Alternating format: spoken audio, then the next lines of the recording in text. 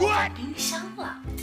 不是所有茶都适合放冰箱的，像绿茶、清香型的乌龙茶，还有抽湿茶呢，容易变质，是可以放在冰箱里面储存的。同时呢，我们也要确保它的密封性。